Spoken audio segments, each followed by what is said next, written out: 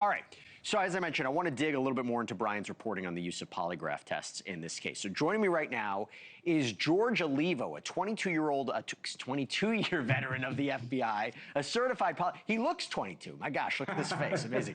A certified polygraph examiner. He's also famously tested Casey Anthony's parents, Gary Coleman's ex-wife, as part of A&E's lie detector, Truth or Deception last year. Again, face made for television. Okay, is it common to be using polygraph tests in a case like this to clear people? I'm not even talking about it being used in a court of law, which we'll get to, but just to clear suspects. Is that common?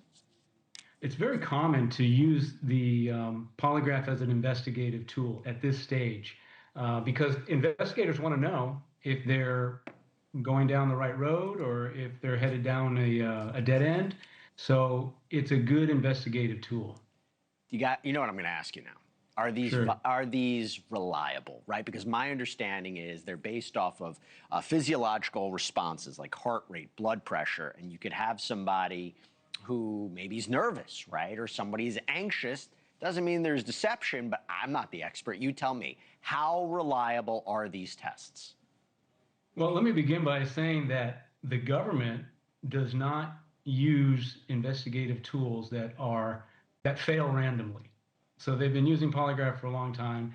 Legitimate polygraph is reliable if it's used correctly, and appropriately during the investigation. Now, when we talk about, I get a little nervous when we're talking about using the polygraph to clear someone. I'm not sure if it's just me getting caught up in the semantics, but you never want to rely on just one single investigative tool. That would be an improper use of polygraph if we were to use it as the final verdict in and of itself. Polygraph should be used as one piece of the truth puzzle. I'm glad you mentioned it. By the way, from a legal point of view, sometimes courts may not admit them because there's not a scientific consensus on the reliability. There isn't Supreme Court case law about that. But you tell me, how would you know? Let's say you interview somebody in a case, and I hear you. I hope there's additional information to rule somebody out. But how would you know if their answers, again, were a sign of deception, or they were nervous, or something of that nature, or maybe they're able to beat it in some way? How can you tell that? Well, we can talk about that. There's two parts of that. Those are two good questions to talk about countermeasures, about being able to beat the polygraph exam. We can deal with that. But first, I'll deal with how do you know if somebody's lying or not? Because and most people know that it's not really what we would call a lie detector. People ask, does it detect a lie? And the answer is no. Probably better, we want to call it a stress detector. And so it's a known medical fact that when the body is exposed to stressful stimuli, it's going to react in certain ways. And for most normal people, getting caught in a lie with consequences, that risk of exposure, is a stressful stimuli.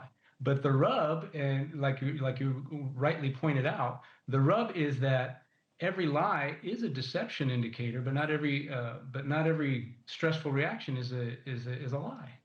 Right. So how can someone train themselves? Maybe I don't even know if they have to train themselves to provide, let's say, deceptive answers to lie and not be picked up on it. Well, that's, I'm not going to say it's impossible, but it's very difficult. I mean, you really have to thread the needle in the dark to do that because you have no idea what the examiner's looking at. And if anything looks manufactured or controlled in any way, then what people don't seem to realize, and which I don't think I've ever heard talked about, is the trump card that every polygraph examiner has is that if we're not comfortable with the data, if it looks somehow outside what's normal, we can say that test is invalid. We can just say that it's a no opinion test, and we'll either do it again or try something different. But you don't have to accept the data just because numerically they may have a passing score.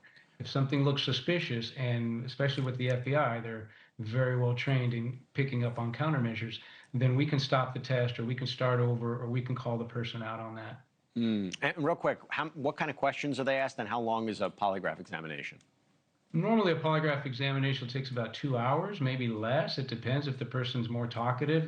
The point is to get information. So there's basically 3 parts to the polygraph exam. There's the pre-test interview, the actual in-test where we conduct the exam, and the post-test interview to go over results and reactions and figure out, what else we need to know.